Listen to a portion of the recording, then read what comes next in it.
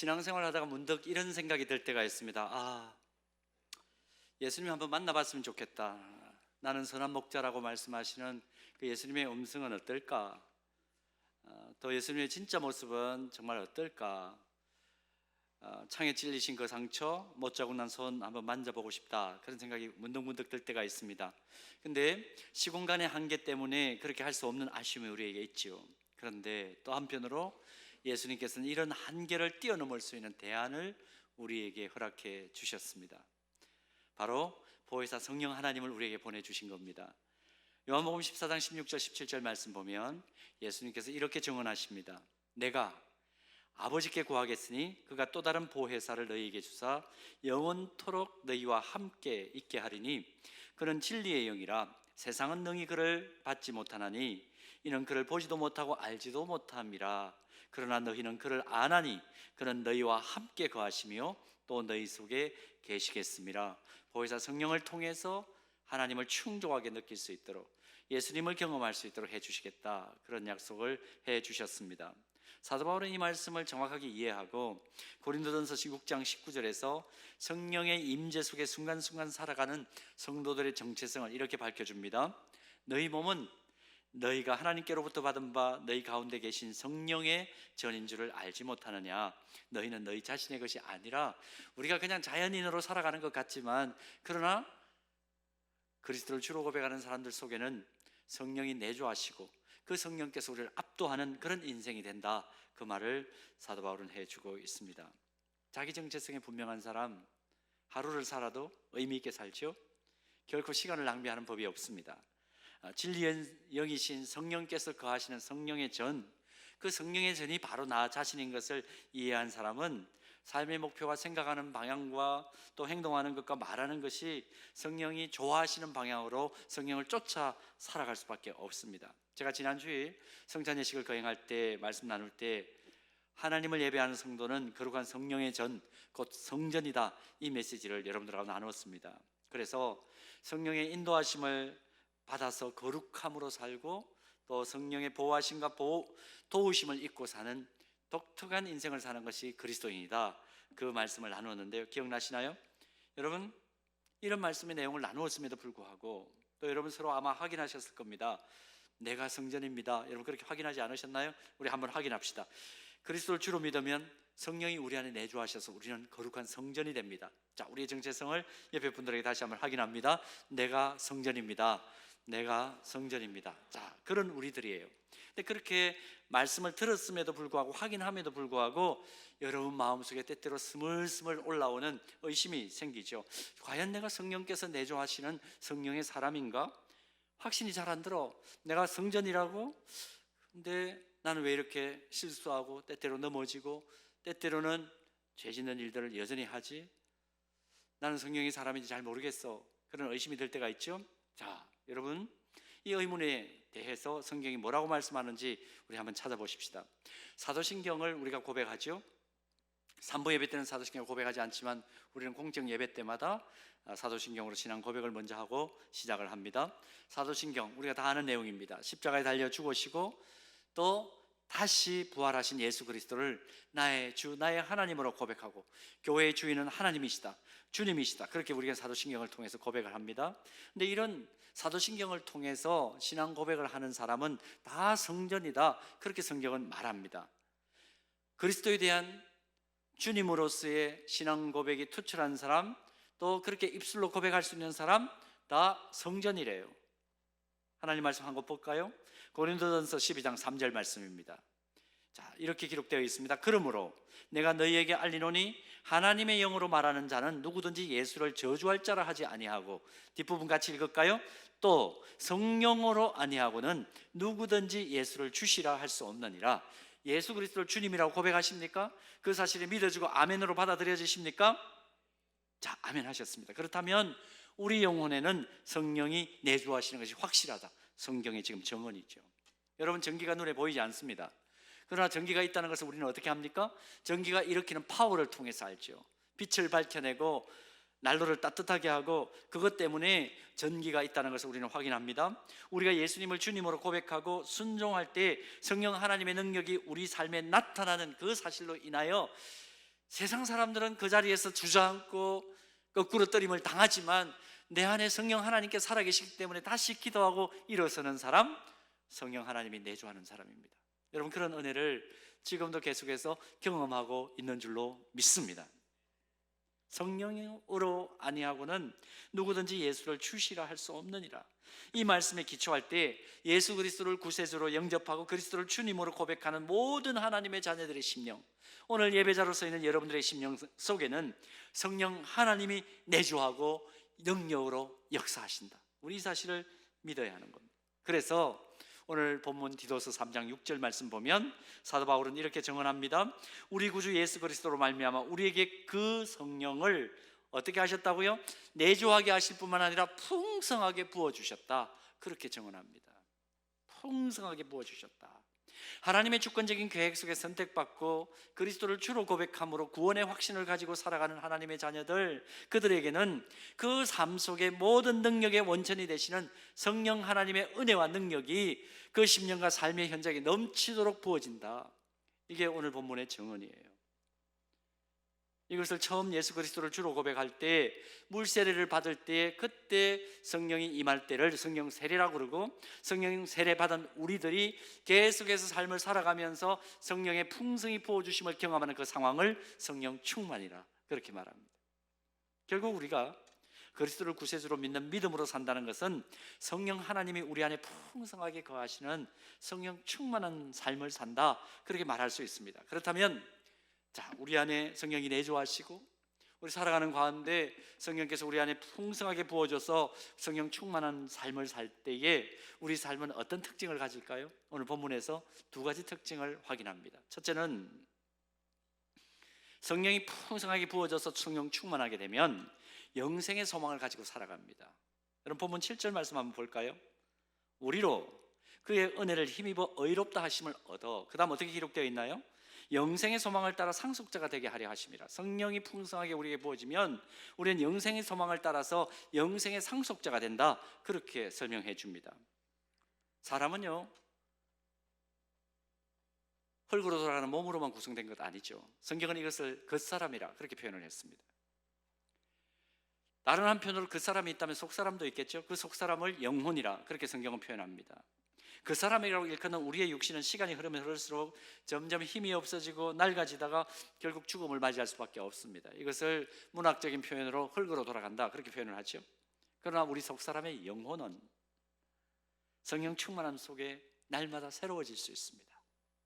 그러므로 성령 충만한 하나님의 자녀는 아무리 육신의 나이가 들어도 물과 성령으로 거듭나고 성령 충만한 삶을 사는 한 절대로 나는 흙으로 돌아가는 그런 존재야, 허무주의에 빠지지 않고 절망적인 죽음에 이른다라고 인생을 한탄하면서 살지 않습니다. 오히려 생명의 주님과 함께 왕노릇하는 삶을 사는 영생의 기쁨과 소망에 충일해서 그 영혼 속에 기쁨이 충만해가지고 날마다 생기와 새로움을 누리며 또 느끼며 살아가는 거예요.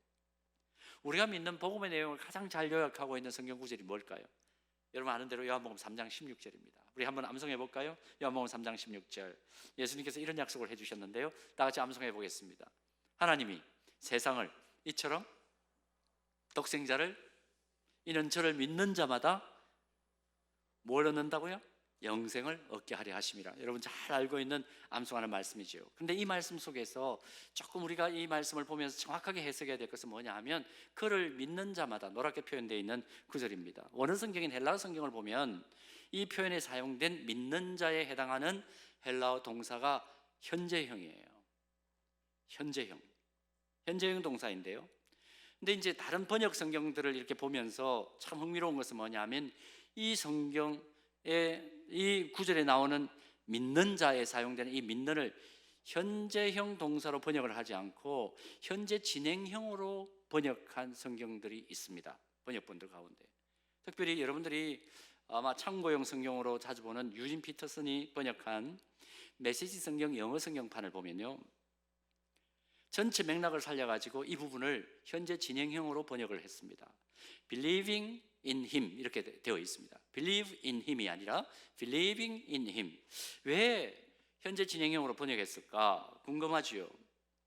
이 말은 저는 맥락을 봤을 때 예수님을 한 번 과거에 믿은 자마다 그런 의미가 아니라 예수님을 지속적으로 믿고 있는 자마다, 예수님에 대한 믿음 안에 항상 머물고 거하는 자마다 그런 의미를 살리기 위해서 유진 피터스 목사님이 의도적으로 현재 진행형을 사용을 했습니다. 오늘 우리가 지금 다루려고 하는 이 주제에 초점을 맞추어 번역하면 계속해서 성령 충만함을 경험하는 자마다 그런 의미입니다. 계속해서란 부사가 붙었죠. 결국 영생 얻는 믿음은 예수님을 한번 믿는다고 고백하는 과거의 한 시점의 믿음, 물론 그것도 중요합니다. 그게 없으면 지속적인 믿음을 가져갈 수 있는 징검다리, 받침대가 형성이 되지 않으니까요.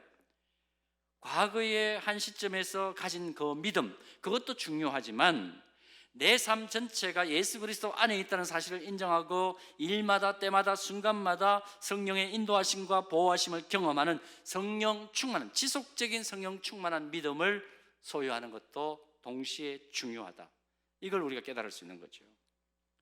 여러분, 중요한 것은 믿음의 이런 특성을 이해하고 순간순간을 성령 충만함 속에 살아가면서 예수님께 자신의 삶 전체를 맡기는 영생 얻는 믿음을 가진 성도는 절대로 이 세상이 전부인 것처럼 살지 않습니다.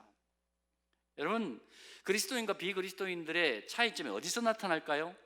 그리스도를 주로 고백하는 믿음이 있는 우리 성도들과 그리스도인들과 그렇지 않은 비신자들의 차이점은 딱 뭐에서 나느냐 하면 영생의 세계를 어떻게 생각하느냐 하는 것입니다. 어제 여기에서 1시에 결혼 예식을 거행을 했습니다. 제가 1시 45분에 또 어디를 가 있었느냐 하면 연세대 세브란스 병원 영안실에 가 있었어요.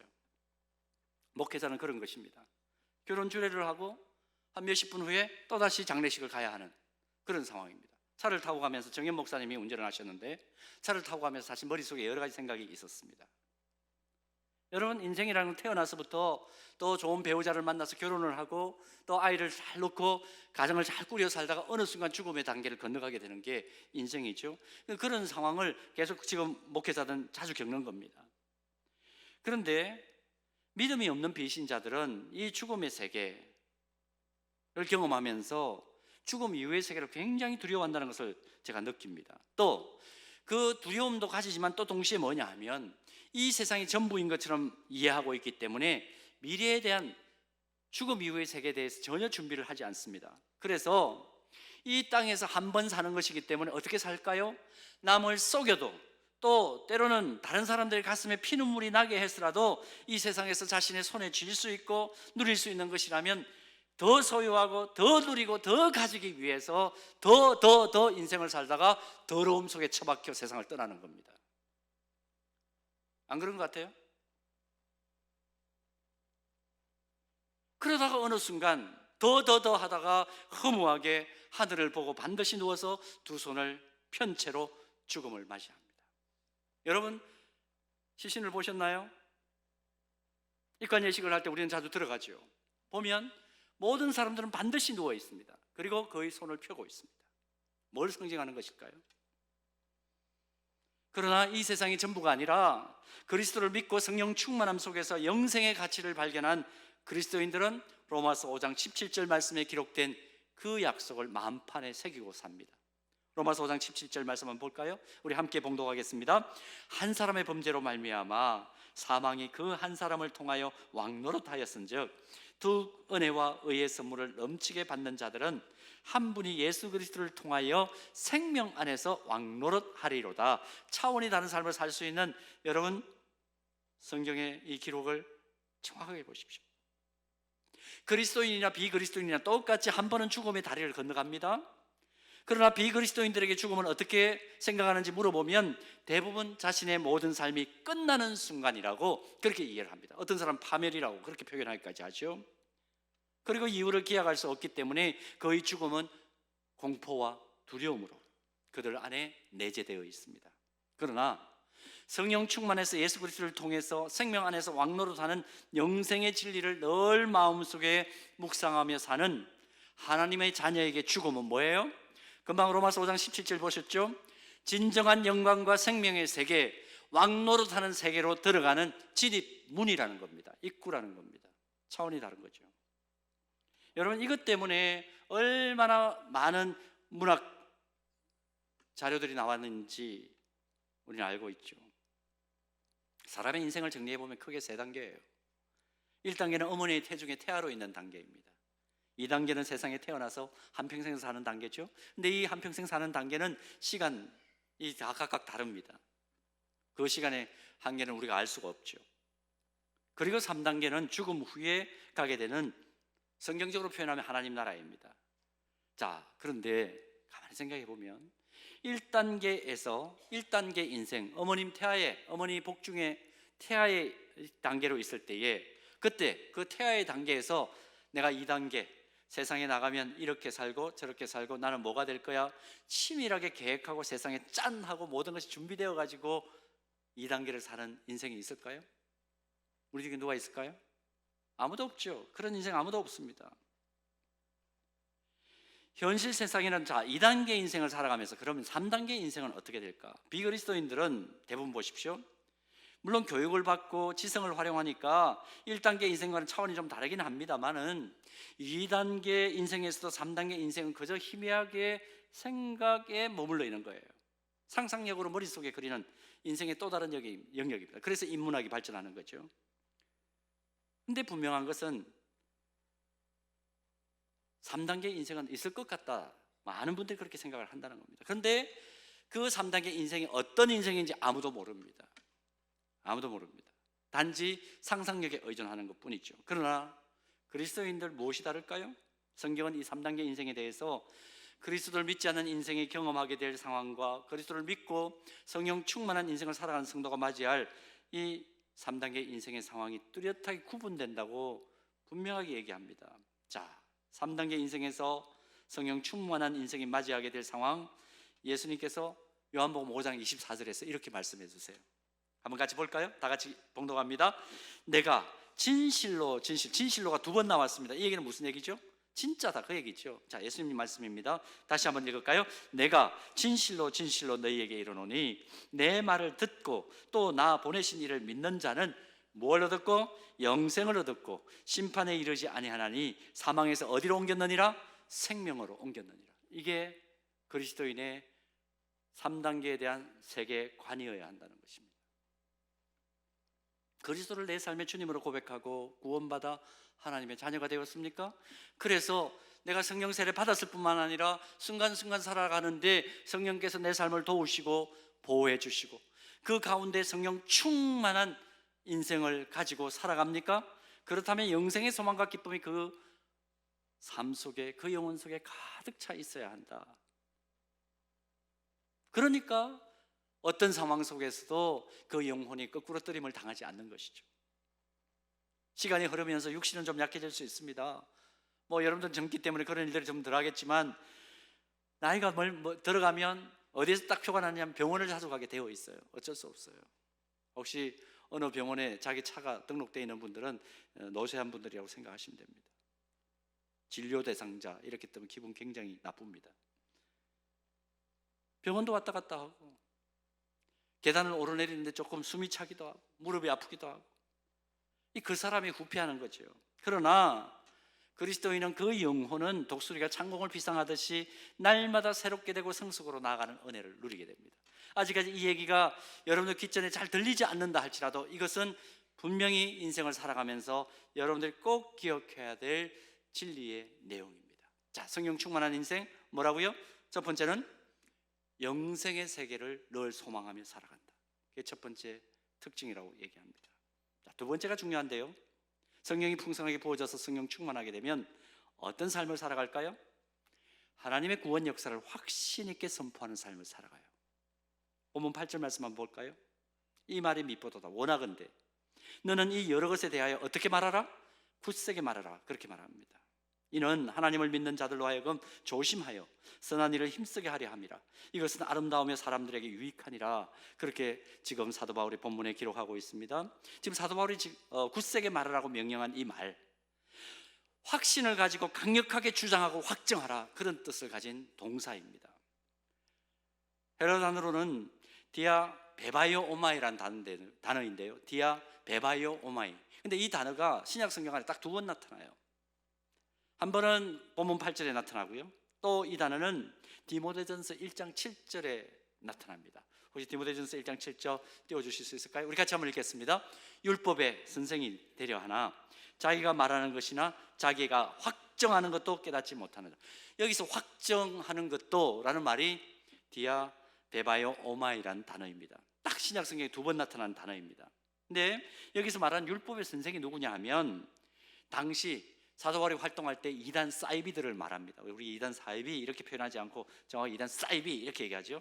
근데 이 이단 사이비들이 진리가 아닌 비진리의 내용을 당시 많은 사람들에게 디아 베바이오 오마이, 무슨 뜻이라고 그랬죠? 확신을 가지고 강력하게 주장하고 확증한다는 것입니다. 그래서 바울은 경고해요.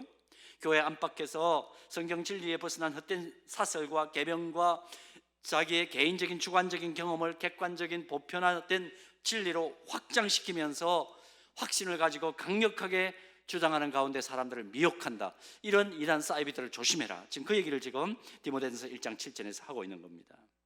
근데 여러분 참 희한한 것은 뭐냐 하면 사이비가 더 당당하죠. 이단들이 더 당당합니다. 교회 역사를 보면 그래요. 진짜 교회가 설립된 이후부터 지금까지 이 진리를 믿고 진리에 서 있는 교회나 또 성도들보다도 이단 사이비들이 더 강력하게 자신의 짜집기한 사설과 계변들과 또 확정하고 주장하는 내용들을 개인적인 어떤 내용들을 확대시켜서 자꾸만 이야기하는 것을 볼 수가 있습니다. 사진 하나를 보여드릴까요? 아마 합정역을 갈 때마다 보는 사진일 겁니다. 누군지 감이 오세요? 이단 단체죠. 여호와의 증인들. 얼마나 이 사람들이 확신을 가지고 강력하게 자신들의 입장을 주장하고 천년왕국을 이야기하는지 모릅니다. 왕국회관으로 들어오라고, 한번 와보라고, 한 번만 와서 우리가 하는 이야기를 들어보라고. 뭐 여기뿐입니까? 여러 이단들이 여러분 합정역 걸어갈 때마다 아주 귀찮을 정도로 여러분들이 달라붙는 것 여러분 경험하시죠? 혹시 이런 곳에 한번 갔다 와보신 분들 있으신가요? 가보니까 어떻던가요? 관심 갖고 이해할 만 하던가요? 받아들일 만 하던가요? 아마 우리 서영교회 공동체에 소속된 지체들은 그러지 않겠죠. 또 그럴 이유도 없고요. 적어도 여러분들이 체계적으로 성장반에서 또 제자 훈련을 통해서 여러분들 훈련받고 있는 것을 잘 알고 있습니다. 또 주일마다 집중력 있게 말씀을 듣고 있기 때문에 여러분들은 휩쓸려 가지 않을 거예요. 그런데 최근에 청년 선교단체 지도자들을 함께 만났습니다. 그런데 많은 분들이 걱정하고 염려하는 게 뭐냐 하면 각 교회의 청년 공동체에 성경 공부가 없어지는 것, 그 다음에 말씀 훈련이 점점 약화되는 것에 대해서 굉장히 염려를 많이 하더라고요. 한국 교회 내에 지금 성령 충만은커녕 구원의 확신도 없이 그저 모여서 명맥만 유지하는 청년부가 이상한 논리를 확신 있게 전하는 이런 사이비 때문에 완전히 초토화되었다고 장탄식을 하는 것 들었습니다. 자, 여러분, 성령 충만함 가운데 영생의 소망을 가지고 성령의 인도하심을 받아서 하루하루 사십니까? 그렇다면 여러분, 성령 충만하다면 가장 중요하게 나타난 증거가 뭐냐 하면 내 안에 있는 진리의 말씀에 대한 확신을 강력하게 확정할 수 있어야 됩니다. 여러분, 많은 그런 삶 속에서 이런 생각이 들 거예요. 나는 과연 성령이 내 안에 거하신다는데 나는 성령 충만한 사람인가? 고민될 때가 있죠. 점검할 수 있는 바로미터를 가르쳐 드릴까요? 여러분들의 안에 살아있는 구원의 확신을 전하고 싶은 열정이 얼마나 크냐에 따라서 여러분의 성령 충만함의 지수가 거의 결정됩니다. 거의 결정됩니다.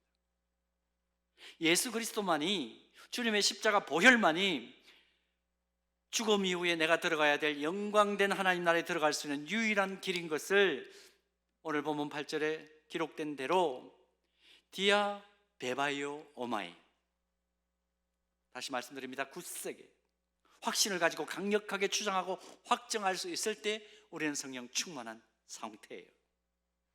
긴 시간 교회를 떠났다가 다시 하나님 앞에 돌아온 한 성도가 저에게 해준 간증입니다. 다시 신앙생활을 하게 된 이후에 마음에 감동이 넘친 거예요. 감격이 넘친 거예요. 설교 시간마다 듣는 그 메시지들이 자기의 마음판에 팍팍 새겨진다고, 잘 박힌 목과 같이 막 새겨지고 있다고. 그래서 나도 딴 사람들에게 복음을 전해야 되겠다. 그래서 복음을 전하기 시작했답니다. 하루는 고등학교 동창을 만났대요. 오랜 친구입니다. 근데 옛날에 교회를 나갔는데 지금 완전히 버려버린 거죠. 뭐 이 사람도 역시 가난한 성도였다가 완전히 들어왔는데, 근데 한참 이야기를 나누다가 너 아직 교회 안 나가지? 안 나간대요. 안 나간다 그랬대요. 그래서 한참 이야기 나누고 이제 마지막에 이제 헤어지기 직전에 그랬다는 거예요. 복음을 전했대요. 복음 전하고 함께 교회 가자 그렇게 고민을 하는데, 그때 그 친구가 이렇게 피드백을 하더랍니다. 야, 너 진짜 천당과 지옥 있는 거 믿냐? 예수 믿으면 진짜 영생한다는 거 확신하냐? 그렇게 묻더래요. 나 확신해. 그러니까 내가 전하지. 야, 그러면 그렇게 소신 없이 밋밋하게 열정도 없이 민밍하게 그렇게 전도하면 되냐? 그렇게 전하면 누가 믿겠냐? 너 얘기하는 거 보니까 믿어도 좋고 안 믿어도 좋다 그렇게밖에 안 들리는데, 야, 나 그런 예수 안 믿고 싶다. 너도 확신이 없는 것 같은데. 그렇게 얘기를 하더랍니다. 그러면서 그러더래요. 세기를 박는데, 나 같으면 진짜 그렇게 확신이 있다면 눈에 불을 켜고 전하겠다. 한 방 먹은 거죠. 그러면서 얘기합니다. 이후로부터 그 친구 때문에 깨달았대요. 전도자 성사가 생기면 확신을 가지고 오늘 본문 말씀 그대로 굳세게 복음을 전하는데 전도의 열매가 나타날 것이라 그렇게 간증을 했습니다. 사랑하는 여러분, 진리의 말씀을 믿고 진리의 말씀에 기록된 예수 그리스도를 나의 주 나의 하나님으로 고백하십니까? 그래서 성령 충만하십니까? 진리도 아닌 유사 진리를, 비스무리한 진리도 아닌 유사 진리를 주장하는 이단 사이비들도 눈에 불을 켜고 이단 사설을 전하려고 자신의 시간과 열정과 에너지를 들이는 거 보이지 않습니까? 정말 성경에 기록된 예수님만이 오직 길이요 진리요 생명이요, 성령 충만한 가운데 내가 살면 영생의 기쁨을 소망하고 소유하게 된다, 진짜 하나님의 내가 자녀다, 그 확신이 있다면 굳세게라고 표현했습니다. 눈에 불을 켜고 아주 강력하게 확정하고 전하는 것, 그런 삶을 사는 것이 당연하다. 오늘 본문을 통해서 확인합니다. 마가복음 1장 38절 말씀 보면 예수님께서 이 땅에 성육신하신 목적을 예수님께서 직접 밝히시는 내용입니다. 자, 이러시되 우리가 다른 가까운 마을로 가자. 노란 색깔 같이 읽어볼까요? 거기서도 전도하리니 내가 이를 위하여. 예수님이 이 땅에 오신 목적이 뭐라고 밝히셨습니까? 전도하기 위하여. 그냥 쉽게 표현하셨죠. 여러분 예수님 보고 싶으세요? 만나고 싶으세요? 그 음성 듣고 싶으세요? 나는 선한 목자라, 그 음성 듣고 싶습니까? 예수님과 한번 악수라도 해보고 싶으신가요? 사랑하는 예수님 내가 한번 만났으면 좋겠다, 그런 기대감이 있습니까? 사랑하면 어떻게 해야 되나요? 관심사가 똑같아야 돼요. 지금 예수님의 관심이 어디에 있습니까? 예수님의 관심이 나의 관심일 때 우리는 예수님을 사랑한다고 고백할 수 있는데, 예수님의 관심이 어디 있나요? 예수님이 가지신 관심사, 한 영혼이라도 더 십자가 구원의 복음을 전달받아서 그냥 나이브하게 얘기하겠습니다. 지옥불에 떨어지지 않고 구원 얻는 삶을 살게 하는 것. 교회 안에서 제일 인기 없는 설교가 지옥 얘기라 그러죠. 지옥 설교라 그러죠. 그러나 한 영혼이라도 지옥불에 떨어지지 않고 구원 얻는 삶을 살게 하는 것, 그것이 예수님의 관심사라고 우리가 아는 이상, 한 영혼이라도 더 하나님을 반역하는 죄의 길에서 돌아서서 생명의 하나님 앞에 예배자로 쓰고 진짜 영생 복락을 누리는 삶을 살도록 하는 것, 그것이 예수님의 관심사라면, 우리가 예수님 사랑한다면 예수님 관심사에 내 관심사를 일치시켜야 되는 것 아닙니까? 예수님이 소원하셨던 그 소원에 내 마음의 소원을 집중시키고 예수님이 가지셨던 목적이 바로 나의 목적이 될 때 성령 충만한 그리스도인으로 우리는 성령의 능력 안에 보호하심과 인도하심을 받는 진짜 그리스도인으로 살 수 있는 거죠. 교회도 마찬가지입니다.